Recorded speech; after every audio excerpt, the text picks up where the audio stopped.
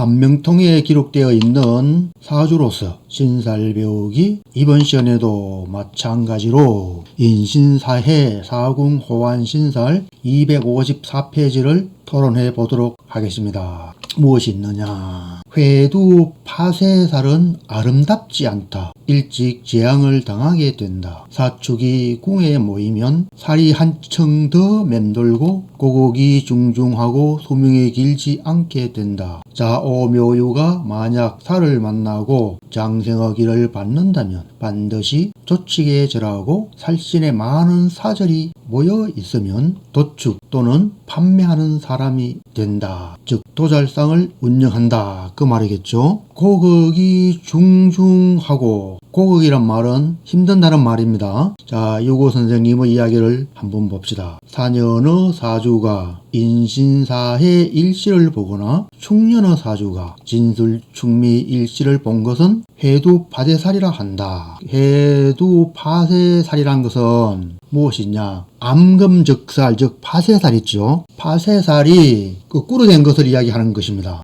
사주 연지에 무엇이 있다고요? 예, 연지에 자나 오나 묘나 유가 있을 경우에 월일시에 사가 있으면은 그렇게 되면은 해두파쇄살이 된다는 것입니다. 진술충미 일시를 본 것을 해두파쇄살이라 한다. 무엇이요? 연지가 축일 경우에 일이나 시에 진술충미가 있을 경우에를 해두파쇄살이라 한다는 것입니다. 주는 교활하고 묘절한다. 그걸 받는 자는 30을 채우지 못한다. 일찍 사망한다는 말이죠. 도삽도하도 일반 도하와 반대로 된 것을 도삽도하라고 하죠. 그것도 월보다는 일시에 있을 경우에, 그러니까 예를 들어 묘가 이나 시에 있는데 자가 연지에 있을 경우에를 도삽도하라고 하죠. 그와 같은 그 형식으로 해두파쇄살도 되는 거죠. 조칙에 절을 하고 이 말은 스스로 그 벼슬을 그만두고 나왔다는 이야기입니다. 그리고 살신에 많은 사절들이 모여 있으면 이렇게 이야기했는데, 살신은 흉살을 이야기하는 것으로 급살이나 망신살 그런 것을 이야기하는 것입니다. 급살이나 망신살의 그 나버 모양이 급살 망신살 그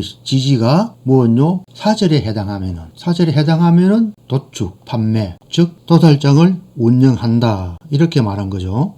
우리나라 말로 백정이 된다. 그 말이죠. 유축이 궁에 모이면 살이 한층 더 맴돌고, 이 말은 해두파쇄살이 되면 그렇다는 그 말로 이해하면 되겠습니다. 자, 다음은 또 무엇이 있느냐? 유고 만민영 선생께서 두 개의 사주를 예시하였습니다. 경자, 이모, 신사, 신묘인데 묘는 유객 자형이 되고 자묘형이 되죠. 자형이 아니죠. 그냥 사명에 속한다고 할 수가 있겠죠. 자형은 뭐 묘, 자자 이런 것이 자형이니까 자형은 아닙니다. 제가 오타했습니다. 그리고 산은, 여기 있는 산은 급살 택묘가 되고, 또 여기서 신, 묘, 오는 현침살이 됩니다. 현침살이 이렇게 4개나 있죠. 현침살이 사주에 한두 개 있는 것은 그렇게 그 징조가 강하게 나타나지 않습니다. 적어도 이렇게 3개, 4개는 돼야지만 현침살의 효력이 강하게 나타나게 됩니다. 유고 선생께서 말씀하시기를 본소 중정에서 조칙에 절하고 나갔다. 조칙에 절하고 나갔다는 말은 스스로 벼슬을 그만두고 나왔다는 말입니다. 그렇게 벼슬을 그만두고 나온 이유는 살기가 태중한 것이 원인이 된 것이다. 흉살이 태중하다, 크게 많기 때문에 어떻게 해요? 몸소 중중에 조칙에 절하고 나갔다는 이야기입니다. 스스로 사직을 하였다는 이야기입니다. 급살 택묘살이 있는데 신신묘 현침살이 또 과중하게 있으니까 그래서 살기가 태중하다고 할 수가 있겠습니다. 현침살은 신과 묘와 오와 또 2개 더 있죠. 갑과 무엇요? 신. 갑과 신이 현침살이 되죠. 갑신, 신묘, 오가 현침살입니다. 또 다음 사주를 보면은 기묘, 정묘, 을묘, 신사인데 이 사람은 도살장을 운영하였다. 즉 우리나라 말로는 백정이 되었다 그 말입니다. 백정은 소마 잡는 것이죠. 육류를 파는 것도 백정이 하는가? 했는가? 모르겠습니다. 이 사주도 보면은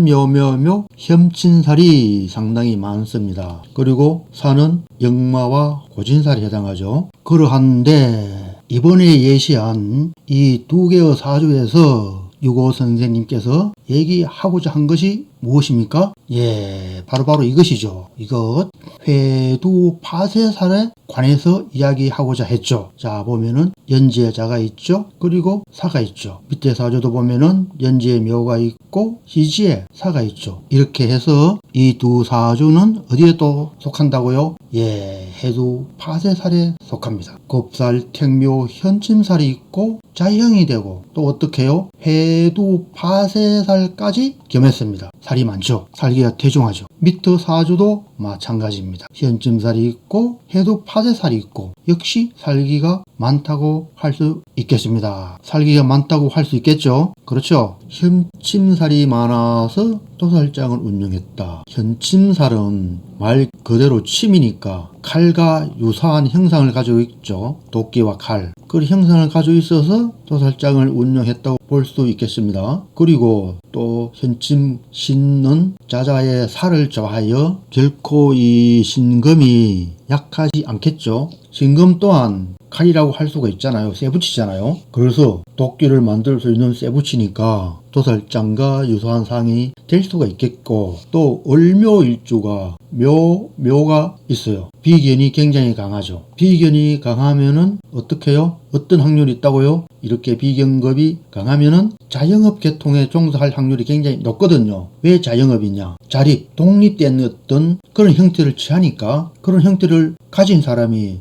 회사에서 직장에서 근무를 한다. 잘 못합니다. 이런 사람은 홀로 하는 자립된 독립된 그 성향의 심리를 많이 가지고 그런 기운이 많이 흐르기 때문에 회사에서 혹은 관청에서 근무한다는 것은 글쎄요 잘 적응을 할 수 없을 것입니다. 이런 사람들은 결국 어떻게 하느냐? 자영업, 혼자서 스스로 할 수 있는 것, 예를 들어서 여러분 택배 같은 것도 물론 회사에 소속되어 있지만 그렇지만 자기 혼자 나와서 차를 몰고 다니면서 배달을 하죠. 역시 독립되어 있죠. 회사에 소속되었지만 독립되었죠. 이런 직업도 이렇게 신강한 사람들은 잘 적응할 수가 있겠습니다. 회사에 다닌다 해도 한 자리에 있지 않고 자주 움직이는, 예를 들어서 건설회사 이 현장 저 현장 다니면서 그렇게 생활할 수 있는 그런 상황에서는 또한 잘 적응도 합니다. 그래서 무조건 자영업을 해야 한다 또는 뭐 회사에 근무하지 못한다 그렇게 판단하면은 맞지 않습니다. 이 사주도 결국은 처음에는 벼슬을 하고 나서 퇴직을 했다 한 것인데, 자, 십성으로 보면은 사오가 있고, 이거 뭐지요? 이건 관살성에 해당하잖아요. 그리고 재성이 있고, 그러면은 이런 형태를 구성하고 있으면은 제가 관살성으로 흐르는 그런 사주 최상이 된다고 할 수 있습니다. 그러면은 괜찮아요. 고대에는 관청 이런 데 근무할 수 있는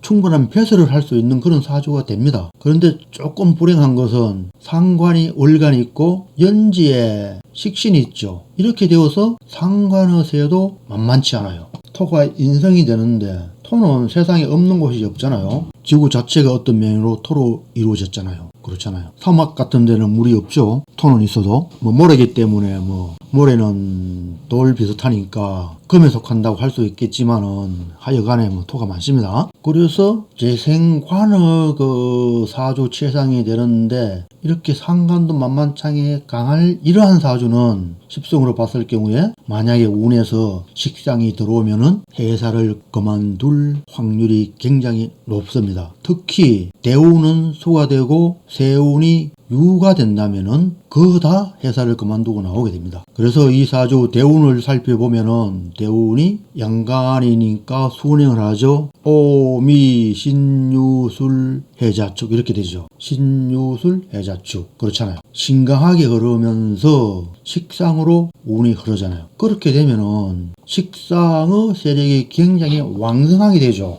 이렇게 되면은 회사를 그만두고 나올 확률이 굉장히 높습니다. 아니나 다를까 몸소 중정에서 조직에 절하고 나갔다. 관청을 그만두고 사직하고 나온 거죠. 이렇게 하여 이번 시간에는 무엇을 봤느냐? 삼명통의 해독 3권 인신사회사공 호환신살 254페이지에 있는 것을 살펴보았습니다. 감사합니다.